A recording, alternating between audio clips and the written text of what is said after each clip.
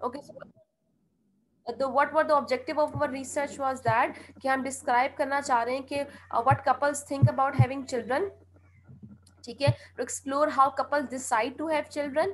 अब डिसीजन कैसे लेते हैं वो इस चीज का, to understand why couples think like this about having children. अब जो उनकी सोच है ना कि वो जो डिसीजन ले रहे हैं उस डिसीजन के पीछे वजह क्या है, राइट तो ये हमारे क्या थे, these were our objectives. Now we are moving towards research questions. अब हमने क्या बनाया, अभी हमने रिसर्च क्वेश्चंस जनरल क्या बनाए हैं, what are couples perception about having children, how do couples make decisions regarding their family size, how is family size embedded within the social culture context in which they live, कि जो social culture context है, जिस society में जिस area culture में रह रहे हैं वो कल्चर कैसे उनको इन्फ्लुएंस कर रहा है in deciding about their family size. ठीक है, अब हम सुटेबल जो क्वेश्चंस है, हम क्या क्वेश्चन कर रहे होते हैं, हम ज्यादातर क्या कर रहे होते हैं, अंडरस्टैंड कर रहे हैं the processes behind the behaviour. हाँ, ये बिहेवियर है ना, behaviour of having children, behaviour of having children, behaviour of deciding about the family size, ये हम क्या कर रहे हैं, उसके पीछे जो प्रोसेस है उसको एक्सप्लोर करने की कोशिश कर रहे हैं, या टू अंडरस्टैंड, हम अंडरस्टैंड करने की कोशिश कर रहे हैं. ये जो अंडरस्टैंडिंग का मतलब है, इसको वर्स्टीन भी हम कहते हैं कि we are trying to understand what is the behaviour of having children. ठीक है, we are trying to get an insight into their perceptions, opinion, beliefs and feelings. ठीक है, कि हम इन रिसर्च क्वेश्चंस के थ्रू ये देखना चाह रहे हैं कि उनके परसेप्शंस, उनके ओपिनियंस, उनके बिलीव्स, उनके फीलिंग्स क्या हैं regarding that process of having children, regarding their this you can से the phenomena of having children. आप क्या कर रहे हैं कि ये कहते हैं कि क्वेश्चन, रिसर्च क्वेश्चन जब आप बना रहे होते हैं ना, तो रिसर्च क्वेश्चंस आपने ऐसे बनाने होते हैं जो कि आपकी रिसर्च को इंडिकेट करें कि आपकी रिसर्च क्वालिटेटिव है. Your research questions indicate that your research question is qualitative और क्वांटिटेटिव. जैसे यहाँ पर मैंने एग्जांपल दी हुई है कि ये रिसर्च क्वेश्चन आप अपनी क्वालिटेटिव रिसर्च के लिए यूज नहीं कर सकते. जैसे what is the average number of children couple want, what is the influence of education on having children, what is the relationship between education and having children, what is the effect of education on having children. तो ये जो 4 questions दिए गए हैं, ये research questions qualitative research के अंदर नहीं आते. ठीक है, बल्कि ये 4 क्वेश्चंस हैं, they falls within the domain of the quantitative research. Right तो हम क्या कह रहे हैं कि हम इस तरह के क्वेश्चन है कि जिसके अंदर हम ये पूछना चाह रहे हैं कि अफेक्ट देख रहे हैं. ठीक है, हम किसी भी अफेक्ट को टेस्ट या मेजर नहीं कर सकते इन क्वालिटेटिव रिसर्च के अंदर. ठीक है, क्वालिटेटिव रिसर्च के अंदर वी कैन नॉट मेजर और test affect, we cannot measure or test relationship, we cannot measure or test influence or identify determinants. ठीक है, ये चीजें हम क्वालिटेटिव रिसर्च के अंदर नहीं कर सकते, बल्कि हम क्वालिटेटिव रिसर्च के अंदर ज्यादातर क्या करते हैं, we study the perceived influence और relationship. ठीक है, आप ये कह सकते हो हम उनके अंदर परसीव जो इन्फ्लुएंस या रिलेशनशिप है वो देख सकते हैं. जैसे ऊपर आपको ये यहाँ पे एक रिसर्च क्वेश्चन था कि what is the relationship between education and having children. ठीक है, तो ये क्वेश्चन अगर हम क्वालिटेटिव रिसर्च के थ्रू बनाए, क्वालिटेटिव इसको क्वेश्चन बनाए, तो क्या बन सकता है, what do people perceive to be the influence of education on having children. ठीक है, तो अब ये क्वेश्चन क्या बन जाएगा, ये क्वालिटेटिव रिसर्च क्वेश्चन बन जाएगा. जबकि ये वाला क्वेश्चन था कि what is the relationship between education and having children, ये क्वेश्चन आपका क्वांटिटेटिव रिसर्च के अंदर आता है, ये आपका क्वालिटेटिव रिसर्च के अंदर नहीं आ सकता. तो क्वालिटेटिव रिसर्च का क्वेश्चन क्या बन सकता है, अगर आपने एजुकेशन को लिंक करना है हैविंग चिल्ड्रन के फिनोमेना पे, तो आप कैसे कर सकते हो कि what do people perceive to be the influence of education on having children, कि लोग कैसे परसीव कर रहे हैं कि what is the perception regarding the influence of education on having children. ठीक है, ये डिफरेंस क्लियर हो गया.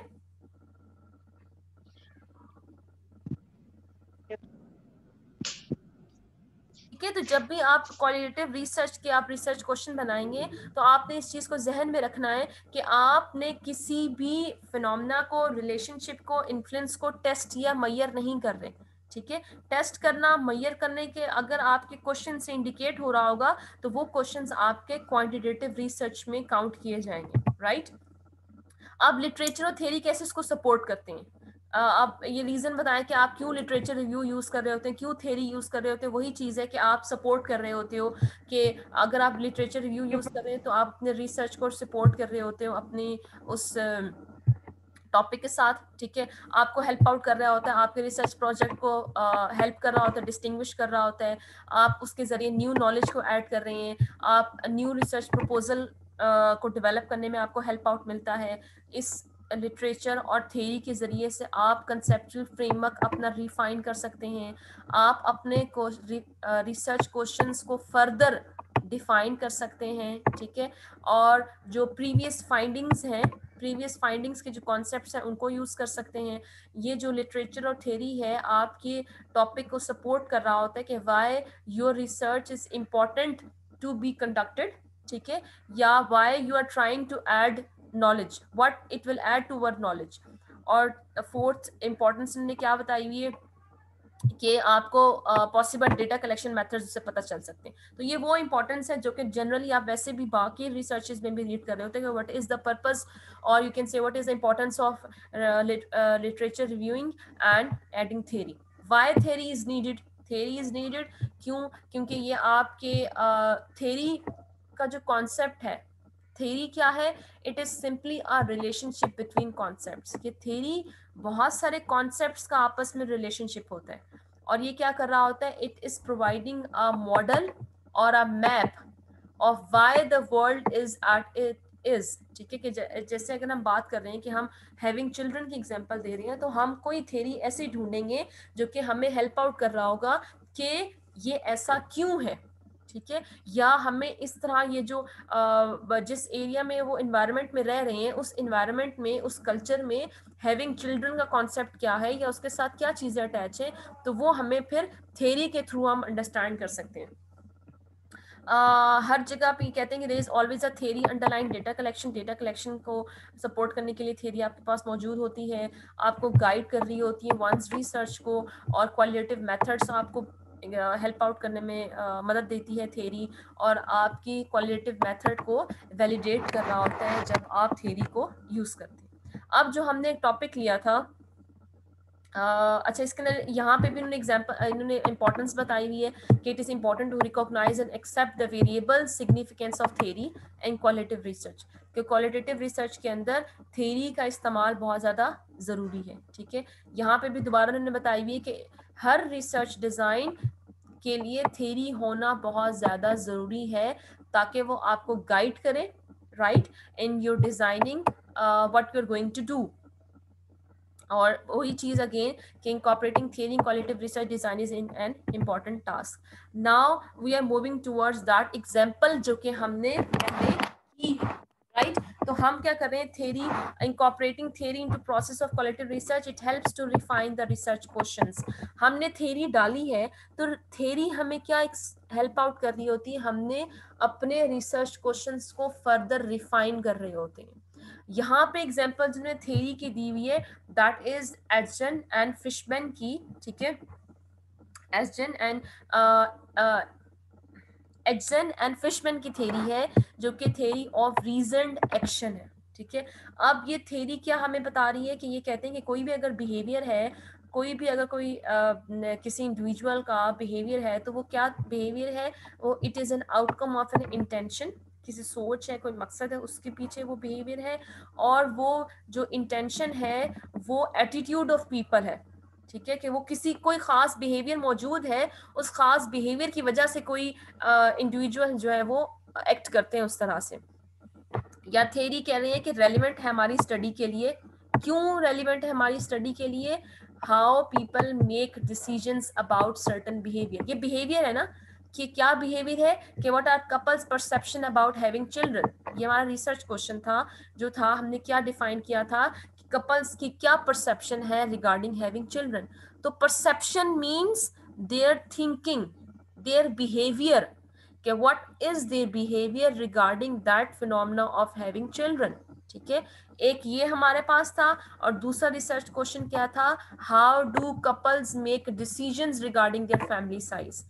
एक तो हैविंग चिल्ड्रन, अब बच्चे होना, उसके पीछे उनकी क्या परसेप्शन है, अब फिर फैमिली का साइज कितना होना, आइदर डू दे वांट 5 6 2 3 4, तो उसके पीछे उनकी परसेप्शन क्या है, वो किस तरह से उस डिसीजन के ऊपर आते हैं।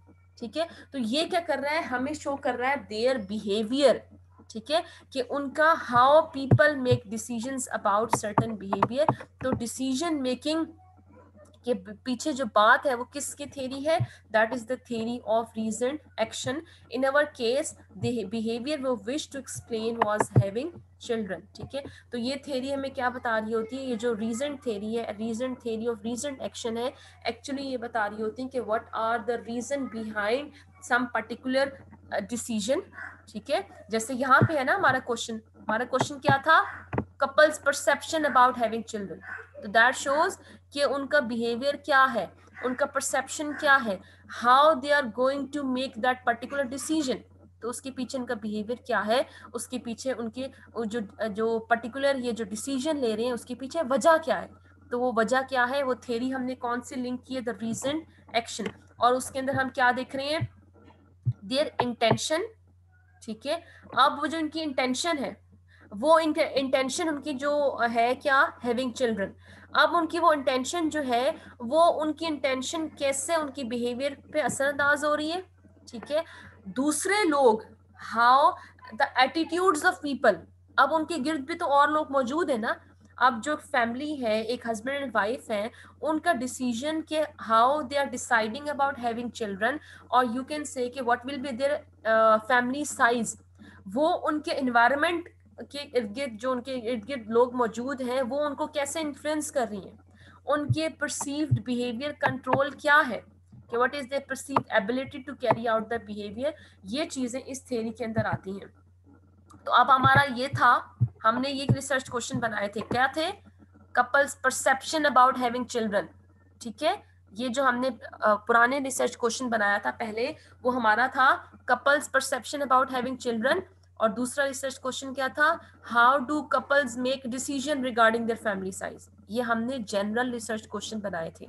ठीक है, अब हमें थ्योरी पता चली, जिस थ्योरी के अंदर हम ये देख रहे हैं कि how people make decisions about certain behaviour, तो इट मीन्स कि अब हमने इसके अंदर अपना टॉपिक डाल देना है regarding the decision, regarding their behaviour, regarding their attention intention, regarding the attitude. ठीक है, तो अब हमारे पास हमने क्या किया, अपने इन रिसर्च क्वेश्चन को रिफाइन कर लिया। क्या रिफाइन कर लिया, what are the attitudes of couple regarding having children. ठीक है, पीछे क्या था, हमने क्वेश्चन क्या बनाया था, पिछला क्वेश्चन जब हमने थ्योरी रीड नहीं की थी, तो थ्योरी के बगैर हमारा क्वेश्चन क्या था, what are couples perception about having children. लेकिन जब हमने थ्योरी रीड की, तो थ्योरी से हमें ये पता चला कि थ्योरी के अंदर किस चीज की बात कर रहे हैं, they are talking about the attitudes, इसलिए हमने परसेप्शन को हटा के क्या डाल दिया, एटीट्यूड्स डाल दिए, क्योंकि वो हमारी थ्योरी ने हमारे एक रिसर्च क्वेश्चन को फर्दर रिफाइन कर लिया कि what are the attitudes of couple to regarding having children. ठीक है, फिर हमारे पास क्या था कि what are the subjective norms of couples about having children. अब उनके नॉर्म्स क्या हैं, subjective norms about having children, what is the perceived behavioural control regarding having children. Actually ये जो थ्योरी है, ये that theory is socio psychological theory. ठीक है, और ये सोशल साइकोलॉजिकल थ्योरी है, और ये बेस कर रही है पॉजिटिविस्ट पैराडाइम के ऊपर। ठीक है, इसलिए इसके अंदर ये आप ये बात कर सकते हैं कि हमने इसके अंदर बिहेवियर का एक क्वेश्चन डाल दिया है कि what is the perceived behavioural control regarding having. अच्छा, तो हमें क्या बता रहा है कि हमने पहले जो क्वेश्चन आया था, हमने क्या बनाया था कि what is the perception of couples about having children, लेकिन जब हमने थ्योरी रीड की, तो थ्योरी से हमें क्या पता चला कि इसके अंदर एटीट्यूड की बात है, इसके अंदर डिसीजंस की बात है, इसके अंदर बिहेवियर की बात आ रही है। तो हमने इसको इस तरह आपकी आवाज नहीं हो रही, सॉरी, तो हमने क्या किया, अपने रिसर्च क्वेश्चंस को फर्दर हमने रिफाइन कर लिया। अब कह रहे हैं कि यूली रिसर्च अप्लाई दिस थ्योरी, जो पोस्ट पॉजिटिव पैराडाइम की बात ही करें कि पॉजिटिविस्ट पैराडाइम ये इसने ये यूज़ किया है सोशल लिंग्विस्टिक थ्योरी इन लोगों ने, वो ये किस पे बेस करी है, पॉजिटिविस्ट पैराडाइम के ऊपर। और पॉजिटिव पैराडाइम कह रहे हैं कि ज़्यादातर क्योंकि उसके अंदर हाइपोथेसिस आता है तो वो क्वांटिटेटिव सर्वे के लिए यूज़ होते हैं, लेकिन ये कह रहे हैं कि हमने इसलिए इसको यूज़ किया है क्योंकि ये हमारे थ्योरी हमारे टॉपिक के साथ रिलेट कर रहा था, हमारे जो रिसर्च क्वेश्चन है उसको फर्दर स्पेसिफाई और रिफाइन कर रहा था। इसलिए हमने क्या किया कि हमने इसको इस थ्योरी को अपने अंदर अपने टॉपिक में यूज किया। अब एक और रिसर्च क्वेश्चन इसमें से निकल रहा है, वो क्या रिसर्च क्वेश्चन निकल रहा है कि how are perceptions and decisions about having children embedded in the socio cultural context in which couples live। कि अब जो सोशो कल्चरल कॉन्टेक्स्ट है, जिस इन्वायरमेंट में वो रह रहे हैं, जिस कल्चर में वो रह रहे हैं, अब वो कल्चर कैसे उनको इन्फ्लुएंस कर रहा है regarding their decision of having children. जैसे हम ये कहते हैं कि अगर हम वेस्टर्न कंट्रीज की बात करते हैं, डेवलप कंट्रीज की बात करते हैं, वहां पे what is their how their environment is influencing their decision to having children, कि अब उनका एनवायरनमेंट कैसे उनको डिसाइड कर रहे हैं कि उनकी आबादी कितनी होनी चाहिए, ठीक है, उनके एक फैमिली के अंदर बच्चे कितने होने चाहिए। पाकिस्तान के एनवायरनमेंट के हिसाब से यहाँ पे लोगों का डिसीजन क्या है कि हमारे जो फैमिली साइज है वो कितना होना चाहिए। रूरल एरिया में रूरल एरिया का एनवायरनमेंट कैसे इन्फ्लुएंस कर रहा है कि उनका फैमिली साइज क्या होना चाहिए, अर्बन एरिया का एनवायरनमेंट कैसे इन्फ्लुएंस कर रहा है कि उनकी फैमिली साइज क्या होना चाहिए। तो दैट शोज कि कल्चर इन्फ्लुएंस कर रहा है the people, the couples in their decision regarding their family size। ठीक है, तो अब आपको थोड़ा सा क्लैरिफाई हुआ कि अब एटीट्यूड के साथ साथ फैमिली के अपने इंडिविजुअल डिसीजन के साथ साथ फैमिली के ऊपर कल्चर का भी इन्फ्लुएंस आ रहा है कि नहीं आ रहा, होता है या ऐसे नहीं होता? होता है, बिल्कुल होता है। ठीक है, जैसे क्योंकि वो हर एक एनवायरनमेंट आपको इन्फ्लुएंस कर रहा होता है कि कहाँ पे कितना फैमिली साइज को सपोर्ट किया जा रहा है, कितने फैमिली साइज के ऊपर जो है वो इम्पोर्टेंस दी जा रही है, तो वो area to area culture to culture क्या कर रही होती है, वो वेरी कर रही होती है। अब हमें ये पता चला कि जो हमारा टॉपिक था, अब इस टॉपिक के अंदर कल्चर के इन्फ्लुएंस की भी बात आ गई है। तो अब हम क्या करेंगे, एक और थ्योरी ढूंढने की कोशिश करेंगे जो कि कल्चर से लिंक होगी। तो वो हमें ये कल्चर की थ्योरी मिली, द कॉग्निटिव कहाँ गई, थ्योरेटिकल पर्सपेक्टिव कॉग्निटिव एंथ्रोपोलॉजी। अब कॉग्निटिव एंथ्रोपोलॉजी की अब हमने क्या की, एक जो थ्योरेटिकल पर्सपेक्टिव था हमने उसको सिलेक्ट किया है। ठीक है, डी एंड्रेडे ने 1984 92-95 में थ्योरी दी, को एक थ्योरेटिकल पर्सपेक्टिव दिया। और वो थ्योरेटिकल पर्सपेक्टिव क्या था इनका, क्या था उनका थ्योरेटिकल पर्सपेक्टिव कि there is a link between people decision making and perceptions and their culture context. कि अब जैसे आप लोग हैं, अब आपकी अगर फैमिली की बात कर रहे हैं, आपके कल्चर की बात कर रहे हैं, तो how you have decided that decision of studying in a को यूनिवर्सिटी। ठीक है, तो अब आपका एक डिसीजन है ना, आपकी फैमिली का डिसीजन था कि आपने को यूनिवर्सिटी में पढ़ना है, एरिड एग्रीकल्चर यूनिवर्सिटी से को यूनिवर्सिटी। ठीक है, आपकी फैमिली ने डिसाइड किया या कायद आज़म यूनिवर्सिटी या इस्लामिक इंटरनेशनल इस्लामिक यूनिवर्सिटी या फातिमा जलाल यूनिवर्सिटी। तो how their culture is influencing their decision कि in which university they are going to study. तो क्या शो कर रहा है कि उनके जो कल्चरल कॉन्टेक्स्ट है, तो एक एरिया का कल्चर कॉन्टेक्स्ट वो लोगों के डिसीजन मेकिंग को और उनके परसेप्शन के साथ लिंक होता है। ठीक है, human behaviour is motivated by culture schemas which are part of cultural meaning system. ठीक है, कि ह्यूमन बिहेवियर है वो किससे मोटिवेट हो रहा होता है, वो कल्चर स्कीमा से इन्फ्लुएंस हो रहा होता है, मोटिवेट हो रहा होता है, जो कि पार्ट होता है किसी कल्चर मीनिंग सिस्टम का। तो हमें क्या पता चला, अब हमने फर्दर रिफाइन कर लिया। क्या रिफाइन कर लिया, ये देखें।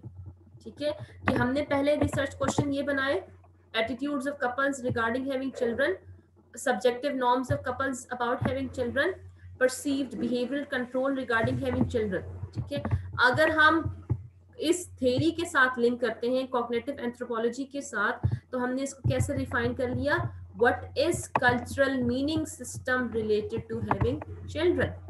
अब आपको पता चल गया कैसे कि किस तरह से अब आपको ये शो कर रहा है कि कल्चर के साथ आपने लिंक करके अपने इस टॉपिक को, रिसर्च क्वेश्चन को फर्दर रिफाइन कर लिया। How are peoples believes and decision making embedded in this cultural meaning system, कि लोगों के बिलीव्स, लोगों की डिसीजन मेकिंग किस तरह से एक कल्चरल मीनिंग सिस्टम में जुड़े हुए होते हैं, उनके साथ लिंक होते हैं।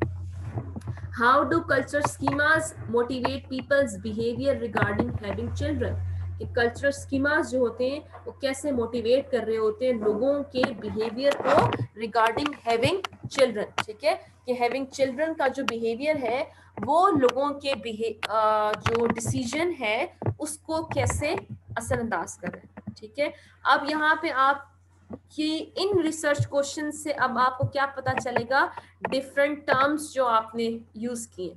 क्या टर्म्स आपने डिफरेंट यूज किए? कल्चरल मीनिंग सिस्टम आपने यूज किया। ठीक है, यहाँ पे आपने कल्चरल स्कीमा का टर्म यूज किया।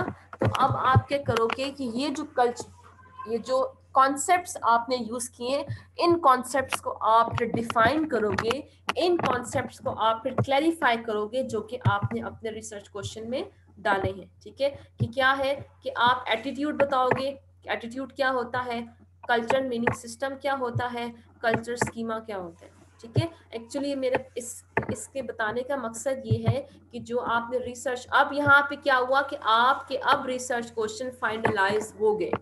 ठीक है, पहले आपने जनरल बनाए, ऑब्जेक्टिव्स बनाए, ऑब्जेक्टिव्स के बाद आपने जनरल रिसर्च क्वेश्चंस बनाए, रिसर्च क्वेश्चंस के बाद आपने उनको फर्दर रिफाइन किया एक थ्योरी के थ्रू। ठीक है, सोशल ये आपकी थ्योरी क्या थी, social psychological theory of Ajzen and Fishbein. ठीक है, फिर आपने क्या किया, थे कॉग्निटिव एंथ्रोपोलॉजी की थ्योरी ली, इस थ्योरी को आपने फिर फर्दर क्या किया, अपने रिसर्च क्वेश्चन को आपने फिर रिफाइन कर लिया।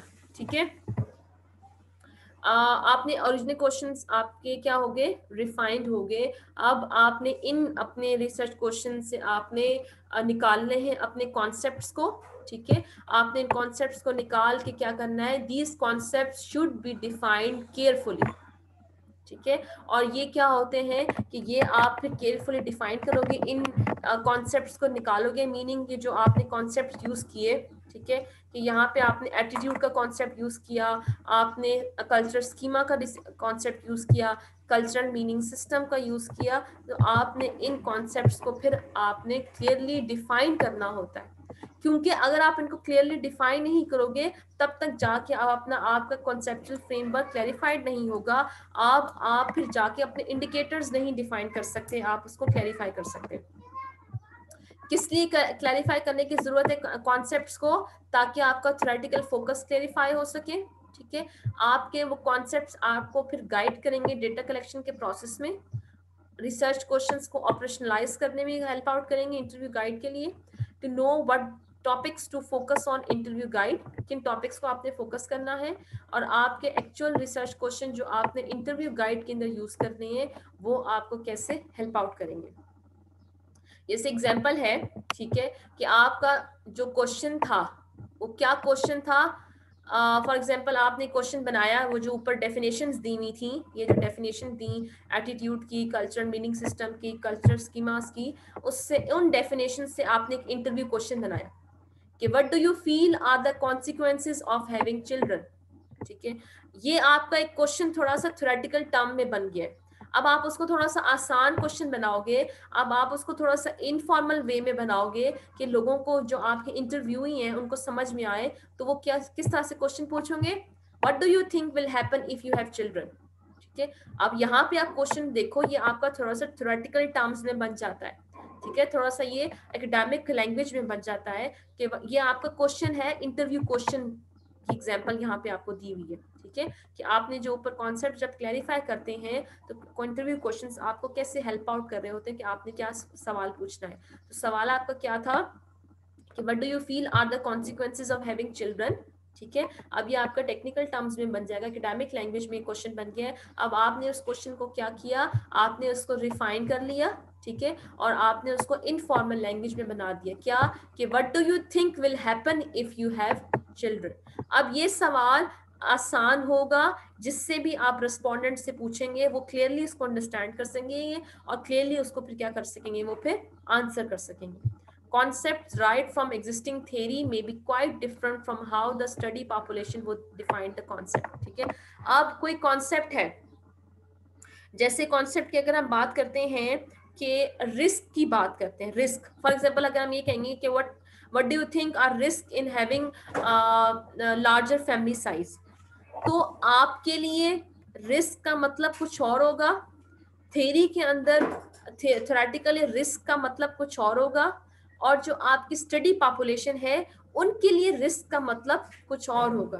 ठीक है, तो इसलिए ये देखना जरूरी है, इस चीज को आप ये नहीं कह सकते कि जरूरी नहीं है कि जो रिस्क के मीनिंग्स आप थ्योरी के लिए यूज कर रहे हो वो रिस्क का मतलब उन लोगों के लिए डिफरेंट हो। ठीक है, फॉर एग्जाम्पल अगर हम ये कहते हैं कि लार्जर फैमिली साइज अगर हम थ्योरी के थ्रू ले रहे हैं, उसके अंदर रिस्क ये है कि पॉवर्टी बढ़ जाएगी या पॉपुलेशन साइज ओवरऑल कंट्री का इंक्रीज हो जाएगा। अब लेकिन उनके लिए रिस्क ये हो सकता है लार्जर फैमिली साइज के, फॉर एग्जांपल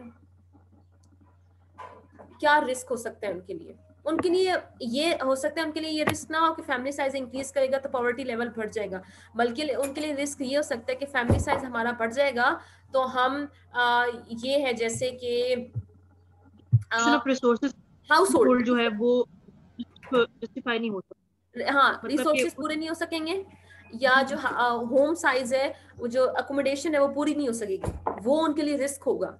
जबकि हम थ्योरी के हिसाब से रिस्क अगर देखेंगे, एजुकेशन प्रोवाइड नहीं कर सकेंगे। हाँ, तो हर एक के लिए जो रेस्पोंडेंट्स हैं, हो सकता है कोई एक कहे कि उनको अकोमोडेशन नहीं मिलेगी, एक कहे कि उनके पास रिसोर्सेज नहीं होंगे, एक फैमिली के लिए रिस्क ये होगा कि वो उनको मटेरियल प्रोवाइड नहीं कर सकेंगे। तो जो कॉन्सेप्ट्स हैं वो जरूरी नहीं है कि जो थ्योरी से एग्जैक्टली जिनका मतलब निकल रहा हो वो जो रेस्पोंडेंट्स हैं उनके लिए भी वही मतलब होगा। ठीक है, तो ये आज के लिए इतना ही था जिसमें आपको ये बताया गया कि अब इस एग्जाम्पल के थ्रू आपको ये डिफाइन बताने की कोशिश की जा रही है कि जो आपके रिसर्च क्वेश्चंस होते हैं they are refined with the theory.